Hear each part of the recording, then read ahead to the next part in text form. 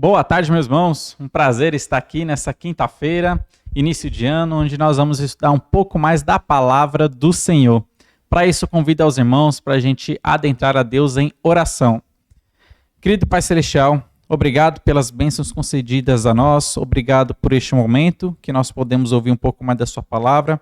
Rogamos a Ti que a sua palavra venha iluminar os nossos corações, que o seu Santo Espírito ilumine nossos olhos para que possamos compreender as verdades reveladas escritas na sua palavra.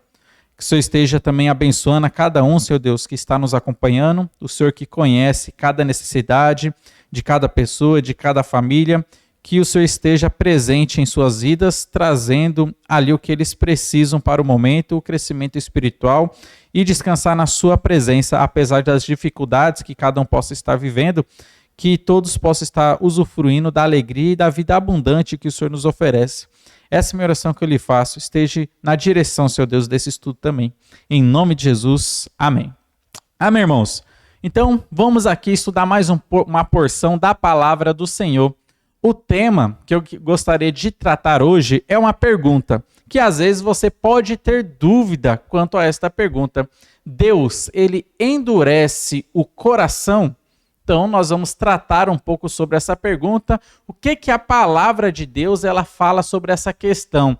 Será que Deus ele endurece o coração de alguma pessoa para que essa pessoa nunca venha se converter a Jesus Cristo? Ou será que ele não faz isso, não endurece o coração de ninguém? E nós vamos ver alguns textos bíblicos que vão argumentar, que vão falar e trazer iluminação para o nosso entendimento sobre este assunto, que é um assunto que envolve soteriologia, um assunto que envolve a salvação, um assunto que envolve o destino eterno das pessoas. Nós vamos estudar um pouco sobre isso e, quem sabe, em outras lives futuras, abordarmos ainda mais profundamente sobre esses assuntos. Hoje eu quero entrar aqui numa certa polêmica, que talvez vai envolver um pouco aí sobre a filosofia calvinista. Para deixar claro, nós não abraçamos a filosofia calvinista nem arminiana. Nós vemos que Deus ele revela a sua verdade na sua palavra. Por exemplo, os calvinistas eles vão acreditar que Deus ele já elegeu e predestinou as pessoas para a salvação. Então Deus ele pegou um grupo de pessoas e escolheu, esses aqui vão ser salvos e o restante não vou salvar ninguém. Então a filosofia calvinista, eles pregam isso e acreditam nisso. Já a arminiana, eles vão acreditar que sobre a eleição prevista. Deus elegeu para a salvação aqueles a quem ele viu que creriam nele. Então Deus olhou lá no passado, Deus olhou para o futuro e viu fulano vai crer em mim. Então eles são os escolhidos para a salvação. Então nós não abraçamos nenhuma e nem outra visão, mas nós vemos qual que é a visão da Bíblia e nós entendemos que a predestinação ela é para um fim. Por exemplo, Romanos capítulo 8 nos fala que nós somos predestinados para sermos conforme a imagem de Cristo. Então, predestinação e eleição não tem nada a ver com salvação, mas tem a ver com a finalidade, por que Deus ele salvou o crente. Todo crente, todo aquele que creu em Jesus Cristo, ele está predestinado para um fim, para receber essa bênção de ser imagem e semelhança de Jesus Cristo. Por exemplo, também Efésios capítulo 1, a partir do versículo 4, fala sobre a eleição. E ali fala que nós somos eleitos para sermos santos e irrepreensíveis. Então nota que a eleição não é para a salvação, mas para uma finalidade. Todo aquele que é salvo, ele está predestinado para esse fim, para ser a imagem de Jesus Cristo, para ser santo e irrepreensível. Não tem como o crente se desviar deste caminho. No final das contas, ele vai ser santo, irrepreensível, a imagem de Jesus Cristo. Essa promessa que Deus ele fez para nós ali em Filipenses capítulo 1, versículo 6. Aquele que começou a boa obra em vós, há de completá-la até o dia de Jesus Cristo. Essa obra será consumada no dia do arrebatamento da igreja, no encontro da igreja com Jesus Cristo. Ali a salvação estará completa. Ali esses versículos vão ter o seu cumprimento. A imagem de Jesus Cristo, santos e irrepreensíveis, é a obra completa na salvação em Jesus Cristo. Numa outra oportunidade, nós podemos abordar um pouco mais profundamente sobre essa questão de eleição e predestinação. Mas hoje eu gostaria de tratar sobre esse assunto e essa pergunta: será que Deus ele endurece o coração? Por exemplo, o calvinismo ele vai ensinar que Deus ele já escolheu alguns para ser salvo e outros deixando a sua sorte. Outros ele não escolheu para salvação e escolheu ali indiretamente para condenação, para o destino eterno no inferno. Então, por exemplo, a linha e a visão calvinista vai trazer este pensamento, vai trazer este ensinamento. Desta maneira, o que eles vão ensinar? Que há o chamado eficaz e há o chamado geral. Aquele que é o chamado específico e o chamado geral. O que é o chamado eficaz e o chamado geral? Chamado eficaz é a chamada que Deus ele faz no convite para o evangelho para os seus eleitos.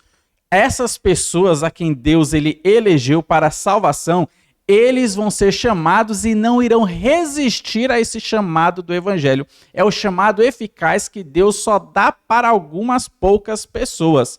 E o chamado geral seria o seu chamado para o evangelho para todas as pessoas. Só que nesse chamado geral ele não tem a intenção de salvar todas as pessoas, somente tem a intenção de salvar o grupo que ele escolheu, ou seja, o grupo eleito.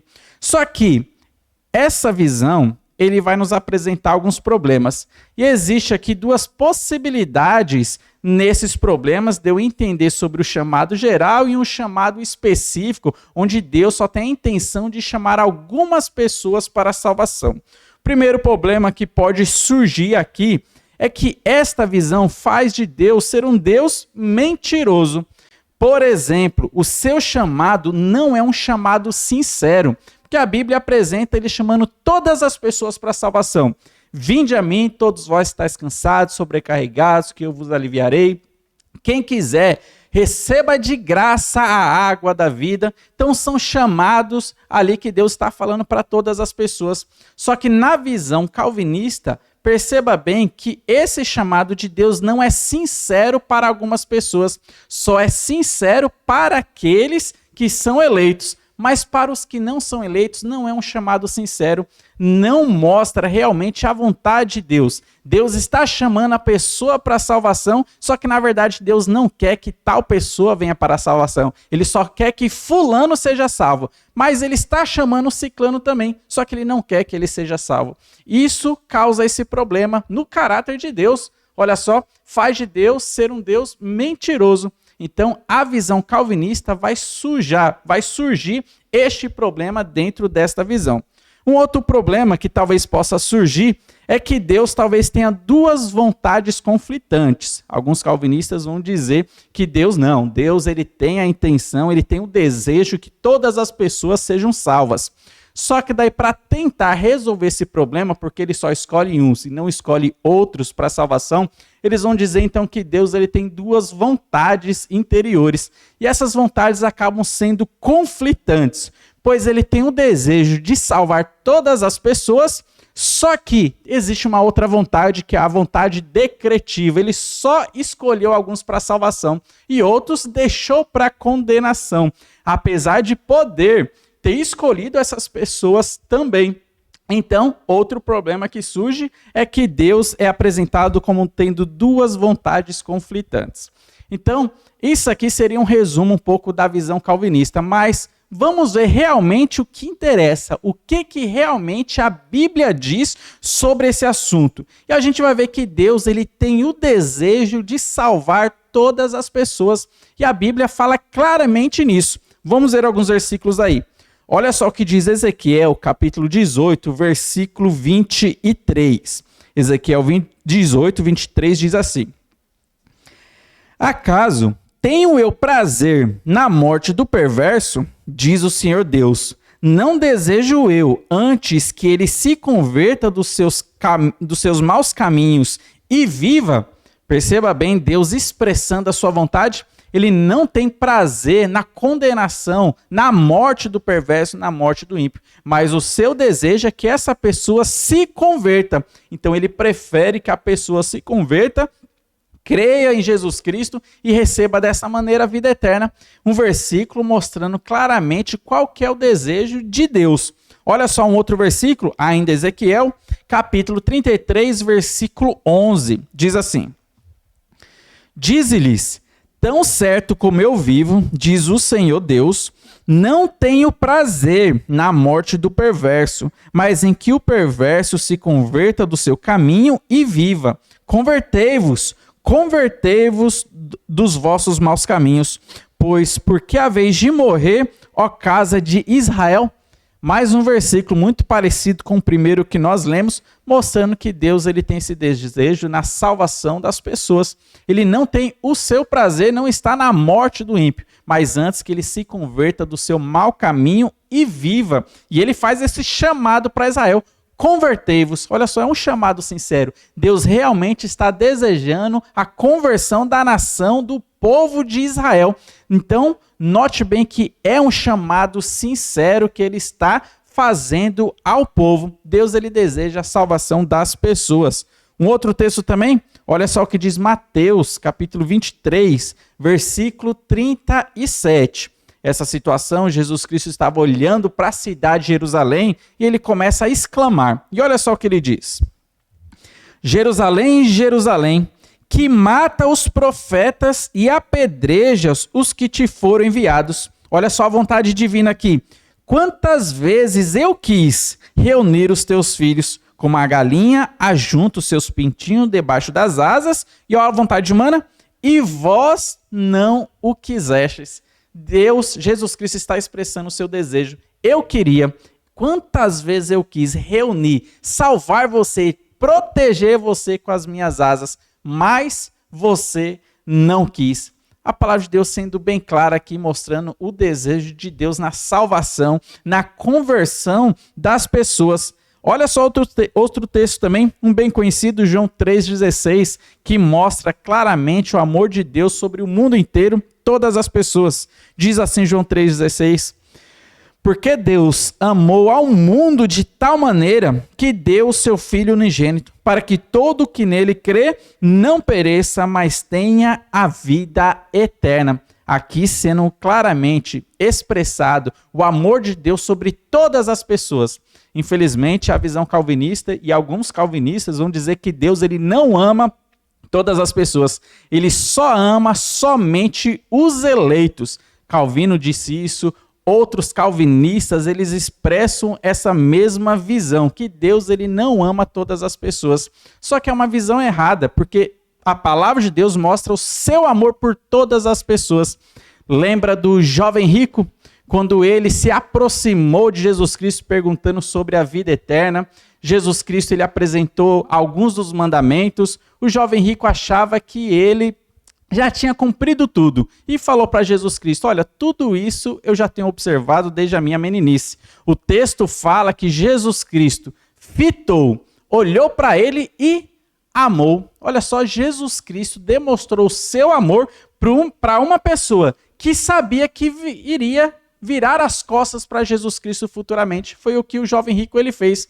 Quando ele caiu em si, quando ele viu que o Deus dele era o dinheiro, ele virou as costas para Jesus Cristo e não quis seguir a Jesus Cristo. Mas o texto fala que Jesus Cristo amou a ele. Então perceba bem que Jesus Cristo, Deus, ele ama todas as pessoas. Olha só um outro texto, 1 Timóteo capítulo 2, versículo 4, mostrando o amor de Deus por todas as pessoas e o seu desejo que todas venham para a salvação. Diz assim 1 Timóteo 2, 4.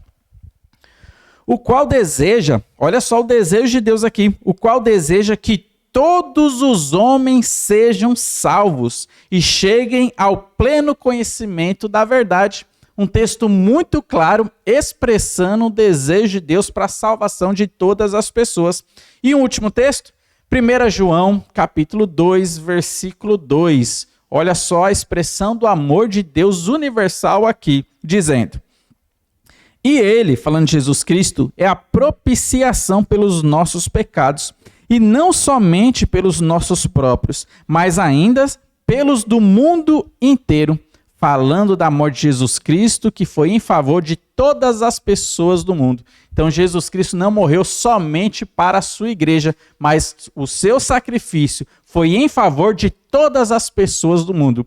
Evidentemente, só vão usufruir do benefício da salvação aqueles que depositarem a sua fé nesse sacrifício. Aqueles que se arrependeram de seus pecados e crerem no sacrifício de Jesus Cristo, eles vão se beneficiar com o presente da salvação. Mas o texto fala que Cristo morreu por todas as pessoas do mundo.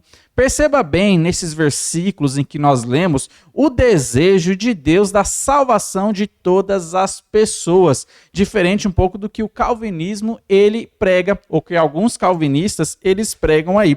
Bom, continuando aqui, o calvinista ele vai dizer também que Deus ele endurece o coração do réprobo, daquela pessoa que não é eleita.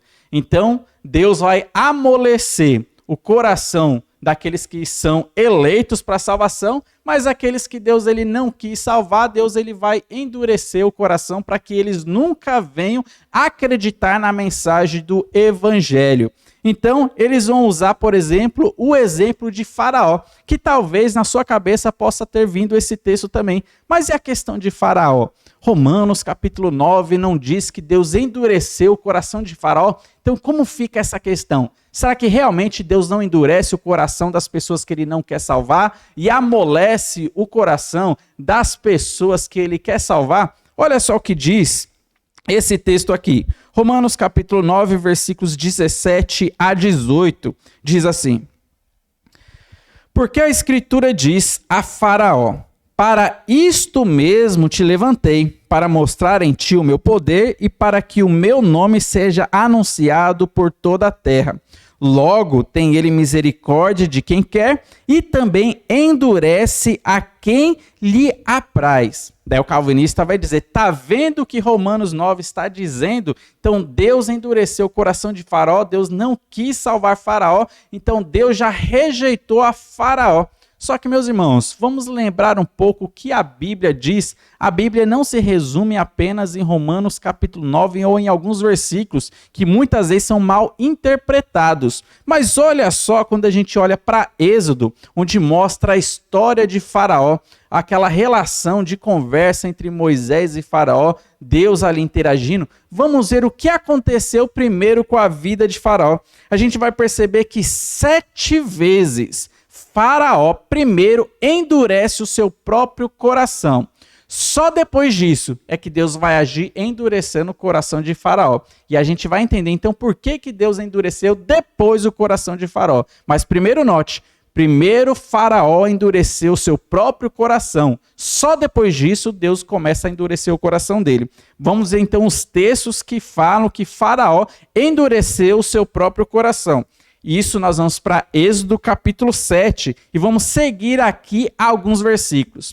Olha só, Êxodo capítulo 7, versículo 13, diz assim: Todavia, o coração de Faraó se endureceu e não os ouviu como o Senhor tinha dito. Então, versículo expressando que Faraó endureceu o seu próprio coração.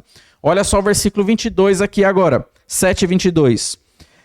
Porém, os magos do Egito fizeram também o mesmo com as suas ciências ocultas, de maneira que o coração de Faraó se endureceu e não os ouviu como o Senhor tinha dito. Mais uma vez, Faraó, dando ouvidos aos seus magos, não quis dar ouvidos a Deus, e dessa maneira ele endureceu o seu próprio coração para não dar ouvidos à voz de Deus. Mas vamos continuar.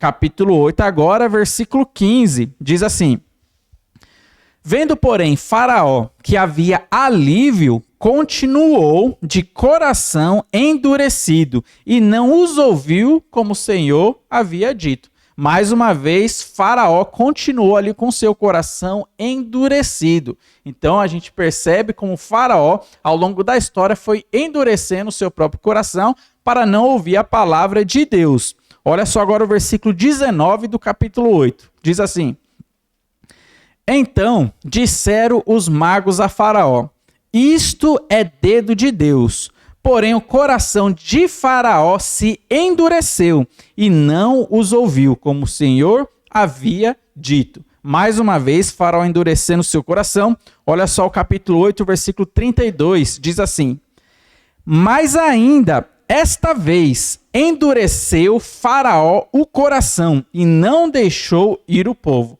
Mais um texto falando que Faraó ele endureceu o seu próprio coração. Ainda esta vez, ele continua endurecendo o seu próprio coração.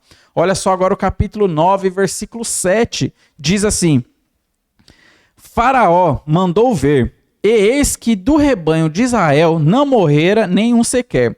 Porém, o coração de Faraó se endureceu e não deixou ir o povo. E uma última vez, a sétima vez, capítulo 9, versículo 34, diz assim: Tendo visto Faraó que cessaram as chuvas, as pedras e os trovões, tornou a pecar e endureceu o coração, ele e os seus oficiais. Meus irmãos, 7 vezes Faraó ele endurece o seu próprio coração.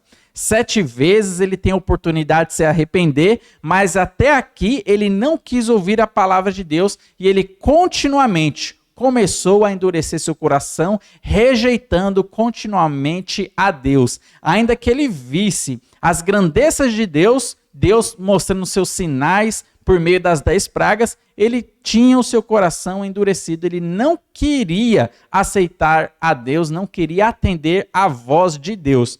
Então, a partir daí, a gente vê agora uma mudança. Primeiro, 7 vezes Faraó endureceu o seu próprio coração. Então Deus agora vai começar a endurecer o coração de Faraó. E só a partir da 7ª vez que Deus ele começa então a endurecer o coração de Faraó. Olha só o que diz Êxodo capítulo 9, versículo 12. Diz assim: Porém, o Senhor endureceu o coração de Faraó. Agora note que é Deus quem está endurecendo o coração de Faraó. Porém, o Senhor endureceu o coração de Faraó e este não os ouviu, como o Senhor tinha dito a Moisés. Olha só, capítulo 10, versículo 1, diz assim: Disse o Senhor a Moisés: Vai ter com Faraó, porque lhes endureci o coração e o coração de seus oficiais, para que eu faça estes meus sinais no meio deles. Deus endurecendo o coração de Faraó agora. Capítulo 10, versículo 20, diz assim: O Senhor, porém, endureceu o coração de Faraó, e este não deixou ir os filhos de Israel. Capítulo 10, versículo 27, diz assim: O Senhor, porém, endureceu o coração de Faraó, e este não quis deixá-los ir. Capítulo 11, versículo 10, fala assim: Moisés e Arão fizeram todas essas maravilhas perante Faraó, mas o Senhor endureceu o coração de Faraó, não permitiu que saísse da sua terra os filhos de Israel. E um último endurecimento está no capítulo 14, versículo 4, onde diz assim: Endurecerei o coração de Faraó para que os persiga, e serei glorificado em Faraó e em todo o seu exército. E saberão os egípcios que eu sou o Senhor. Eles assim o fizeram. Note muito bem, meus irmãos, que isso é via de regra em toda a Bíblia. Primeiro, Faraó endureceu seu coração, daí como consequência desse seu pecado, Deus então o entrega ao endurecimento. Então, já que você quer viver com o coração endurecido, então eu vou endurecer o seu coração. E a gente percebe em toda a Bíblia que isso é via de regra. Deus ele não escolheu pessoas para perdição. Deus já não deixou um coração endurecido para a pessoa e essa aqui nunca vai se converter porque ela não foi eleita antes da fundação do mundo. Deus ele não age dessa maneira, mas nós percebemos que o homem, por conta própria, ele está endurecendo o seu coração a Deus. Ele está constantemente rejeitando a Deus. Então, desta maneira, já que ele quer continuar vivendo no seu pecado, ainda que Deus estenda a sua mão, chamando, convidando para a salvação, e ele está rejeitando esta mão de Deus, a salvação de Deus, então Deus o entrega aos seus pecados, entrega a dureza do seu coração. E olha só, outros textos da palavra de Deus mostram que é desta maneira que Deus ele trabalha. Olha só, Romanos capítulo 1. Nós vamos ler aqui os versículos 21 a 23, onde vai mostrar primeiro que o homem, ele escolhe viver nos seus pecados. ele tem toda a oportunidade de salvação, ele tem o conhecimento do Salvador, ele tem o conhecimento de Deus, que Deus é o Criador, dono de todas as coisas, mas o homem escolhe rejeitar a Deus. Olha só então, primeiro Deus vai falar como que é a situação da humanidade. E depois que o homem rejeita constantemente a Deus, então a gente vai ver qual que é a consequência desse pecado, que é o endurecimento de coração da parte do Senhor. Diz assim os versículos 21 a 23 de Romanos capítulo 1. Fala assim: portanto, tendo conhecimento de Deus, não o glorificaram como Deus. Note bem, essas pessoas tinham conhecimento de Deus, mas não quiseram saber de Deus, não glorificaram a Ele como Deus. Nem lhe deram graças, nem agradeceram por nada. Antes, se tornaram, olha só a ação humana aqui, se tornaram nulos em seus próprios raciocínios, obscurecendo-lhes o coração insensato. Inculcando-se por sábios, tornaram-se loucos e mudaram a glória do Deus incorruptível em semelhança da imagem de homem corruptível, bem como de aves, quadrúpedes e répteis. Então perceba bem a situação da humanidade. Deus descrevendo aqui em Romanos capítulo 1. Tinham conhecimento de Deus, não quiseram glorificar a Deus, não quiseram agradecer a Deus, não queriam saber nada de Deus, mas antes eles se tornaram nulos em seus próprios corações, coração endurecido. Então, como consequência do pecado, já que Deus estava estendendo o seu braço de graça constantemente, mas o homem não quis saber, então agora Deus estende o seu braço de justiça. E a partir dos outros versículos a gente vai ver que só depois do homem endurecer o seu próprio coração, rejeitar constantemente a Deus, Deus então o entrega ao seu endurecimento de coração. Olha só Romanos capítulo 1, versículo 24. Perceba bem a expressão das palavras desses versículos aqui. Diz assim o versículo 24. Por isso, olha só, teve um motivo. Por isso Deus os entregou, tais homens, à imundícia, pelas concupiscências do seu próprio coração, para desonrarem o seu corpo entre si. Note muito bem, Deus então os entregou, já que vocês querem viver afastado de mim, já que vocês não querem me aceitar, vir até mim, então por isso Deus os entregou. Note muito bem as expressões das palavras desses versículos. Olha só Romanos capítulo 1, versículo 26, diz assim: por causa disso, perceba que teve um motivo, por causa disso os entregou Deus às paixões infames, porque até as mulheres mudaram o modo natural de suas relações íntimas por outro, contrário à natureza. Então, já que vocês querem viver no pecado, então vivam no pecado, Deus entregando a eles a esta sorte, já que eles rejeitaram a Deus constantemente.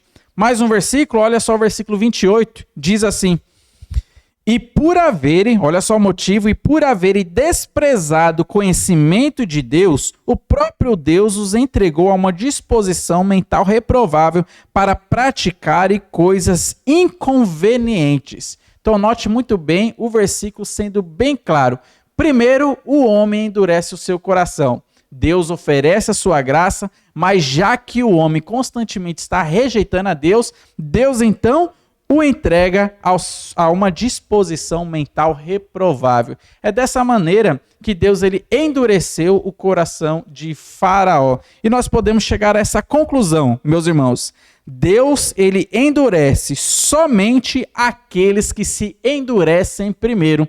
Então Deus ele não vai eleger alguém para o inferno, não vai eleger alguém para a condenação, você nunca vai ser salvo porque eu nunca te escolhi. A Bíblia não apresenta esta realidade, a Bíblia não apresenta este argumento, mas a Bíblia mostra que o amor de Deus está sobre todas as pessoas, oferecendo a sua salvação para todas as pessoas, mas algumas continuam rejeitando constantemente a Deus. Então Deus, como consequência do pecado, endurece o coração da pessoa, já que ela quer viver nesta situação. Foi assim que ele endureceu o coração de Faraó. Para a gente terminar, olha só o que diz Romanos capítulo 9, versículo 15. Romanos 9, 15 diz assim: pois ele diz a Moisés: terei misericórdia de quem me aprouver ter misericórdia e compadecer-me-ei de quem me aprouver ter compaixão. Meus irmãos, a palavra de Deus nos mostra que Deus ele tem misericórdia por todas as pessoas. Salmo 145 nos diz que as misericórdias de Deus permeiam todas as suas obras, mas ele vai reter a sua misericórdia para as pessoas que não querem saber de Deus, que estão constantemente rejeitando a graça de Deus, no caso de Faraó. Então, aí sim você consegue entender melhor este versículo de Romanos capítulo 9, versículo 15. De novo eu vou ler. Pois ele diz a Moisés, terei misericórdia de quem me aprouver ter misericórdia e compadecer-me-ei de quem me aprouver ter compaixão. E a gente percebe, Deus ele tem compaixão, seu amor está sobre todas as pessoas, mas ele vai reter a sua misericórdia para o homem que está constantemente rejeitando a Deus e não quer saber de Deus, mas as suas misericórdias estão sobre todas as suas obras. E é dessa maneira que nós vemos a Bíblia respondendo essa pergunta. Deus então endurece o coração? Sim, endurece das pessoas que primeiro se endurecem, das pessoas que estão rejeitando constantemente a Deus. Mas o que Deus faz? Primeiro o seu braço de graça, já que a pessoa está rejeitando constantemente, agora vem o braço de justiça. Foi o que ele fez com o Faraó. Primeiro o Faraó endureceu seu coração e só depois que Deus endurece o coração de Faraó. Você pode lembrar no período antediluviano, Deus concedeu 120 anos de misericórdia, concedeu 120 anos de graça, 120 anos de oportunidade de salvação. Era o braço da graça de Deus estendido. Só que ninguém queria saber de Deus. As pessoas iam de mal a pior, rejeitando a Deus, rejeitando a mensagem que Noé estava pregando. Então o que Deus fez? Recolheu a sua misericórdia. E o que acontece? Agora o seu braço de justiça desce sobre elas, o coração endurecido, a consequência dos seus pecados. E é dessa maneira, meus irmãos, que a Bíblia apresenta de uma maneira correta este assunto, o endurecimento do coração. Então aqui eu gostaria de ter passado este pequeno estudo para trazer uma visão bíblica do que Deus ele explica para nós sobre este assunto. Vamos orar? Querido Pai Celestial, muito obrigado, Senhor Deus, pela sua palavra, obrigado pelas suas misericórdias que estão presentes em nossas vidas. Obrigado porque sua palavra nos apresenta que o Senhor deseja a salvação de todas as pessoas e a sua graça se manifestou salvadora a todos os homens. Obrigado por isso. Rogamos a Ti, Senhor Deus, pela salvação de nossos parentes que ainda não creram no Senhor. Rogamos que eles possam, Senhor Deus, ouvir da sua palavra e aceitar a Jesus Cristo. Que eles não fiquem, Senhor Deus, que eles não fiquem com o coração endurecido para a sua mensagem de salvação, mas que eles possam se arrepender dos seus pecados, enxergar a condição lamentável em que eles estão afastados do Senhor, em pecados, e que eles possam crer no Senhor Jesus Cristo e assim o Senhor trazer a salvação para a vida deles. Essa é a minha oração que eu lhe faço, em nome de Jesus. Amém. Amém, irmãos, que Deus continue abençoando a todos vocês e que os irmãos continuem nos acompanhando nos nossos próximos estudos.